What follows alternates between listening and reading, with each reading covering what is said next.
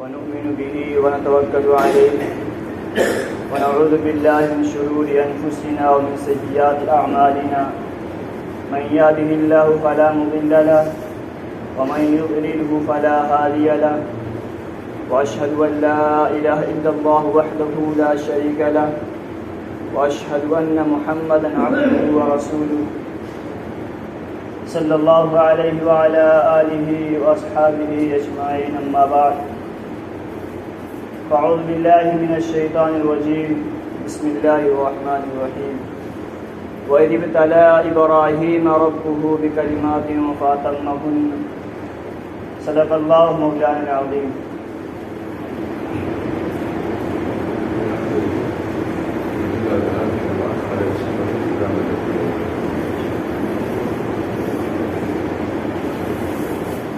میرے محترم بزرگوں، دوستوں اور عزیز ساتھیوں، یہ جو مہینہ چل رہا ہے یہ ذی الحجہ کا مہینہ ہے. اس مہینے میں بھی بہت سی فضیلتیں آئی ہیں. یہ مہینہ بھی بہت برکت والا مہینہ ہے. نبی پاک صلی اللہ علیہ وسلم نے ارشاد فرمایا کہ شوال، ذی قعدہ، ذی الحجہ، یہ تینوں مہینے حج کے مہینے. اس کے بعد اس سے پہلے جو آتے ہیں وہ رمضان کا مہینہ ہے. یعنی یہ تینوں مہینے کو نبی پاک صلی اللہ علیہ وسلم نے حج کا مہینہ قرار دیا. کیونکہ دنیا کا قاعدہ ہے کہ جو پروگرام جتنا بڑا ہوتا ہے اس کی تیاری اتنی ہی پہلے شروع کی جاتی ہے. تو یہ حج سالانہ پروگرام ہے اور یہ اللہ کا حکم ہے، تو اس لیے اس کی تیاری 3 مہینے پہلے سے کی جاتی ہے. اور اس کے بعد جو ذی الحجہ کا مہینہ آتا ہے وہ بھی بہت برکت کا مہینہ ہے. نبی پاک صلی اللہ علیہ وسلم نے اس کے بارے میں بہت سی فضیلتیں بیان کی ہے. رسول اللہ صلی اللہ علیہ وسلم نے ارشاد فرمایا کہ ذی الحجہ کے شروع کے جو 10 دن ہے اس میں ہر دن نیک عمل کرنے والا اللہ کے اتنا محبوب ہوتا ہے کہ باقی دنوں میں نہیں ہوتا. اور اسی طرح ایک روایت آتی ہے کہ رسول اللہ صلی اللہ علیہ وسلم نے ارشاد فرمایا کہ جو یہ ذی الحجہ کے 10 دن ہیں اس میں ایک دن کا روزہ سال بھر کے برابر ثواب ملتا ہے، اور ایک دن کا جاگنا شب قدر کے برابر اللہ تبارک و تعالیٰ ثواب دیتا ہے. اور اسی طرح پاک صلی اللہ علیہ وسلم نے حکم دیا کہ یوم عرفہ یعنی 9 ذی الحجہ کو روزہ رکھو. اس روزہ کی برکت سے اللہ تبارک و تعالیٰ تمہارے 1 سال پہلے اور 1 سال بعد کے اللہ تبارک و تعالیٰ گناہ معاف کر دے گا. ایک دن کے روزے رکھنے سے 1 سال پہلے 1 سال بعد کے اللہ تبارک و تعالیٰ گناہ کو مٹا دے گا. اس لیے اللہ کے رسول صلی اللہ علیہ وسلم نے حکم دیا کہ ذی الحجہ کی 9ویں تاریخ کو یعنی یوم عرفہ کے دن تم روزہ رکھو. میرے بھائیو، مسلمانوں کے لیے سب سے زیادہ اس مہینے میں جو خوشی ہے وہ عید الاضحیٰ کی ہوتی ہے. کیونکہ مسلمانوں کا سال میں صرف 2 ہی تہوار ہوتا ہے، ایک عید الفطر، ایک عید الاضحیٰ. عید الفطر تو اللہ تبارک و تعالیٰ نے ہم کو روزہ، تراویح، اعتکاف، شب قدر کی بدولت ہمیں عطا کی. لیکن عید الاضحیٰ ہمیں جو عطا کی وہ حضرت سیدنا حضرت ابراہیم علیہ السلام اور حضرت اسماعیل علیہ السلام کی یادگار ہے. ان کی بے مثال قربانیوں کا نتیجہ ہے کہ اللہ تبارک و تعالیٰ نے قیامت تک آنے والے تمام مسلمانوں کو حکم دے دیا کہ تم ہر سال قربانی کرو اور سنت ابراہیم کو زندہ کرو. یوں تو بہت سے افرادوں نے اپنی جان کی قربانی دی ہے. بہت سے پہلے جو جنگوں میں گزرے وہ بھی شہید ہوئے، انہوں نے اپنی جان کی قربانی دی. لیکن اللہ کے یہاں جو سب سے بلند مرتبہ ہے وہ حضرت ابراہیم علیہ السلام کی قربانیاں ہیں. اسی کی بدولت اللہ تبارک و تعالیٰ نے ہمیں عید الاضحیٰ کا دن دیا. وہ حضرت ابراہیم علیہ السلام کی قربانیاں ہیں. اسی کی بدولت اللہ تبارک و تعالیٰ نے ہمیں عید الاضحیٰ کا دن دیا. حضرت ابراہیم علیہ السلام کی سنت کی وجہ سے ہمیں عید الاضحیٰ یعنی عید کی خوشی اللہ نے ہمیں دی. اور اسی طرح دوسرے قوم، دوسرے مذہب، دوسرے معاشرے میں لوگ بھی عیدیں مناتے ہیں. لیکن ان کی عیدیں اتنی غلیظ ہوتی ہے، ان کو اتنا خرافات ہوتا ہے کہ آسمان بھی اس پہ کپ کپاتا ہے، زمین بھی اللہ کے قہر سے پناہ مانگتی ہے، اور آسمان بھی ان کے عقل پر ماتم کرتی ہے، کیونکہ وہ بچیوں کو زندہ دفن کیا کرتے تھے، وہ قربانی کرتے تھے، بچوں کو زندہ دفن کر دیتے تھے، اور عورتوں کو اور دوپٹے کو تار تار کرتے تھے، ان کو زندہ دفن کر دیا کرتے تھے۔ لیکن جب 1400 سال پہلے نبی پاک صلی اللہ علیہ وسلم دنیا میں تشریف لائے تو اللہ کی رضا کی جو بنیاد رکھی، اور پھر جب نبی پاک صلی اللہ علیہ وسلم مدینہ منورہ تشریف لے گئے تو وہاں دیکھا کہ جاہلیت کا زمانہ ابھی بھی باقی ہے، لوگ زمانے جاہلیت کی طرح ابھی بھی رسم و رواج کی طرح لوگوں کو جو خرافات ہوتے تھے، جو ڈھول ہوتے تھے، جو گانے ہوتے تھے، مچاتے تھے۔ تو اسی وقت نبی پاک صلی اللہ علیہ وسلم نے حکم دیا کہ مسلمانوں سن لو، آج کے بعد سال میں صرف 2 عیدیں ہوگی، ایک عید الفطر ہوگی، ایک عید الاضحیٰ ہوگا۔ ان خرافات نبی پاک صلی اللہ علیہ وسلم نے مٹا دیا، ان خرافات کو ختم کر دیا اور اعلان کر دیا صرف 2 عیدیں ہوں گی، ایک عید الاضحیٰ، ایک عید الفطر ہوگی۔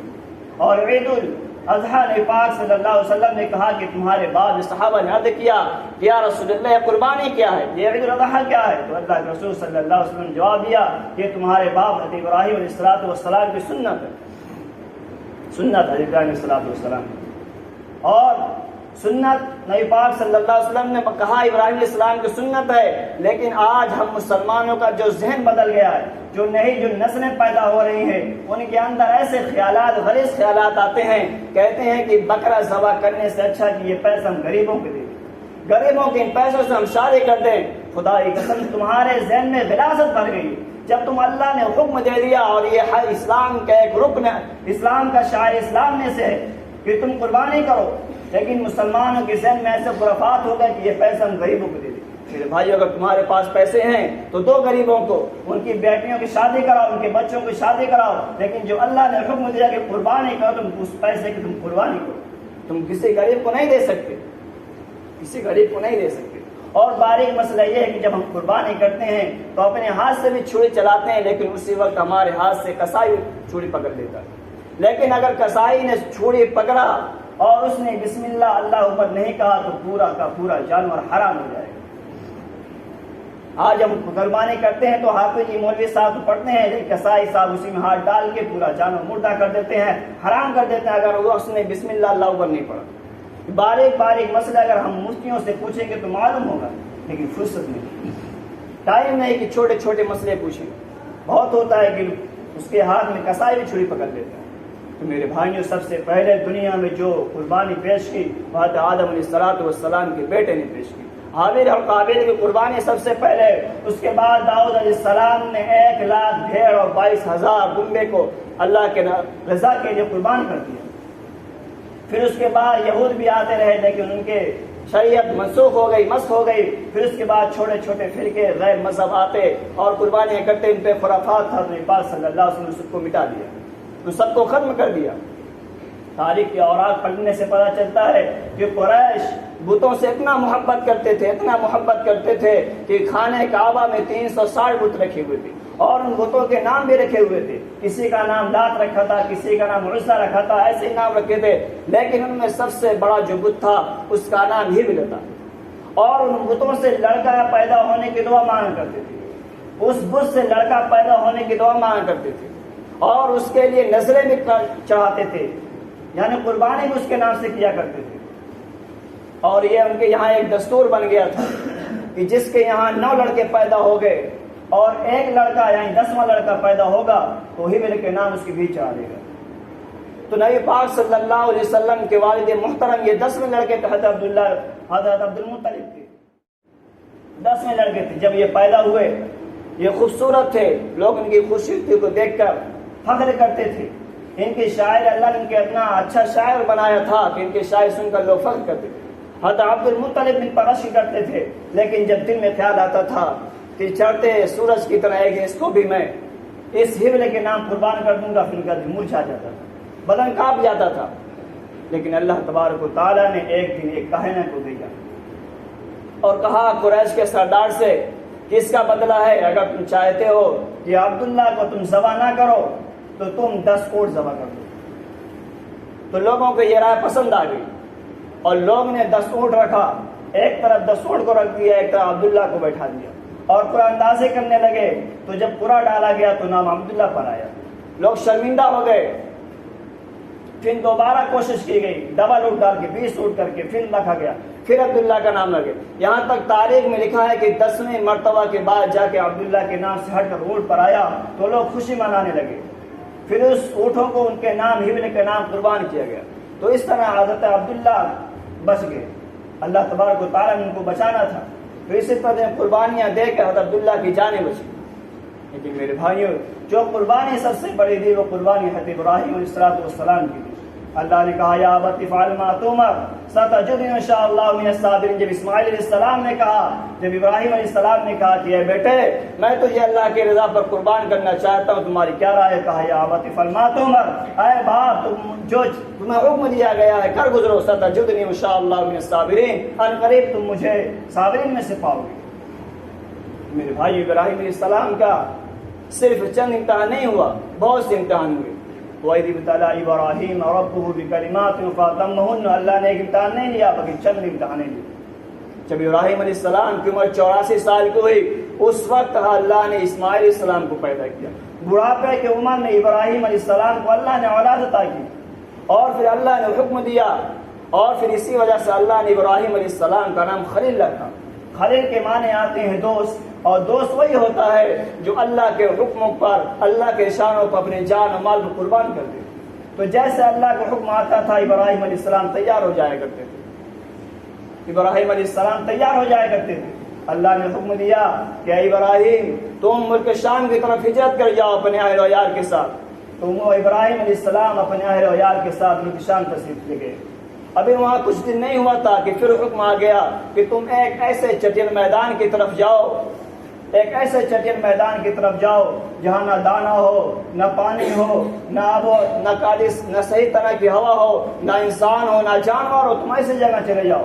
تو اللہ کا حکم سننا تھا کہ ابراہیم علیہ السلام اپنی بیوی ہاجرہ اسماعیل کو لے کر چلے, اور ان کے ساتھ جبریل علیہ السلام بھی تھے. تو ایک جگہ پہنچے تو ابراہیم علیہ السلام نے قیام کرنے کا ارادہ کیا. قیام کرنے کا ارادہ کیا تو جبریل نے کہا کہ اللہ نے یہاں ٹھہرنے کا حکم نہیں دیا, آگے چلو.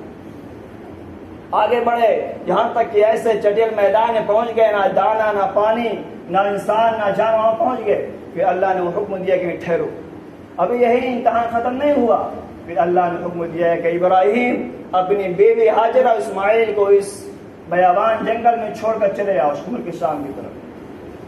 تو اس سننا تھا کہ ابراہیم علیہ السلام کھڑے ہو گئے اور اپنی بیوی کو ایک مسکیزہ پانی دیا, چند کھجوریں دے کر واپس ہونے لگے. تو ہاجرہ نے حضرت ابراہیم علیہ السلام کے دامن کو پکڑ لیا اور کہا کہ آپ مجھے کہاں چھوڑ کے لے جا رہے ہیں, میں اس بیابان جنگل میں کیسے رہوں گی؟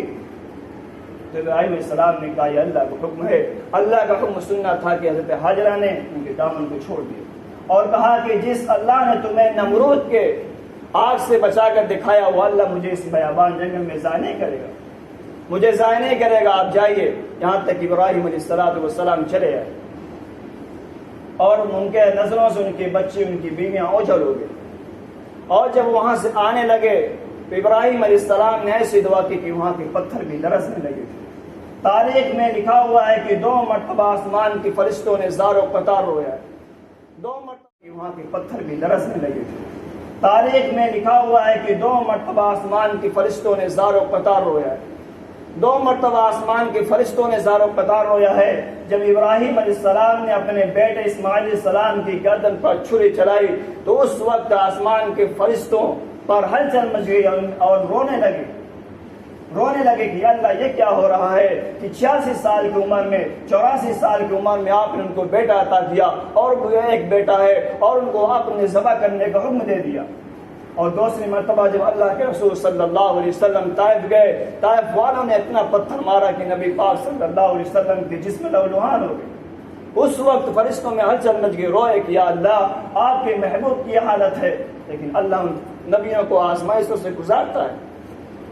اتنی آزمائشوں کے بعد جب اللہ نے حکم دیا ابراہیم اپنی قوم کو دعوت تبلیغ دو, ان کو اللہ کا پیغام پہنچاؤ, اور وہ ابراہیم علیہ السلام کی پوری قوم بت پرستی میں مبتلا تھی. جب ابراہیم علیہ السلام نے اپنی قوم کو سمجھانا شروع کیا, ان کو اللہ کا پیغام سنانا شروع کیا, تو پوری قوم ابراہیم علیہ السلام کے خلاف کھڑی ہو گئی. اور پھر نمرود جو وہاں کا بادشاہ تھا انہوں نے حکم دیا اپنی قوم کو کہ لکڑیاں اکٹھا کرو.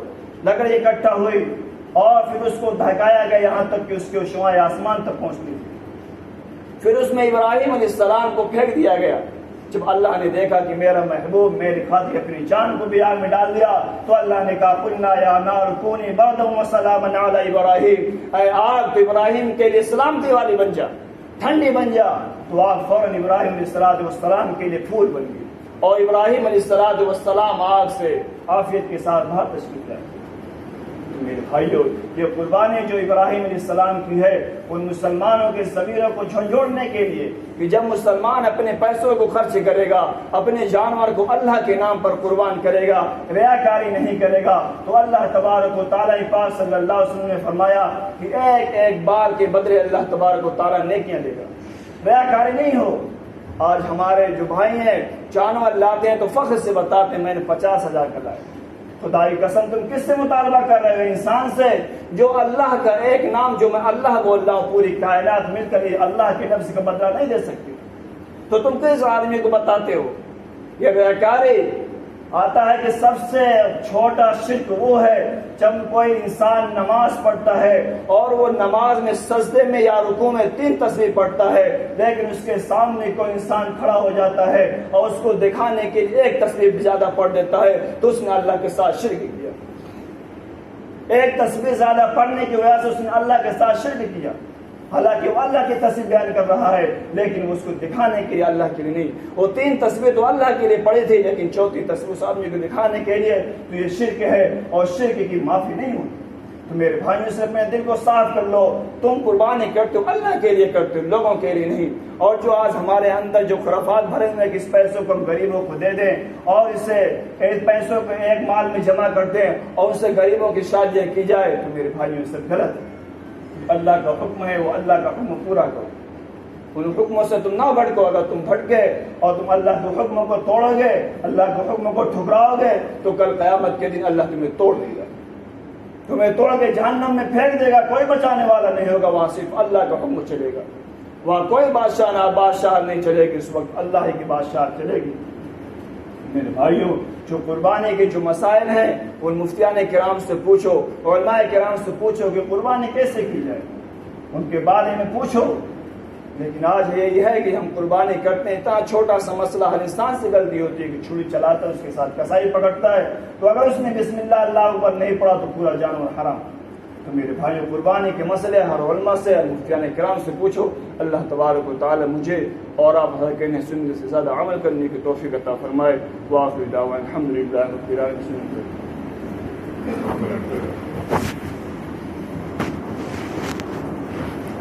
ہاں، ایک اعلان سن لیجیے.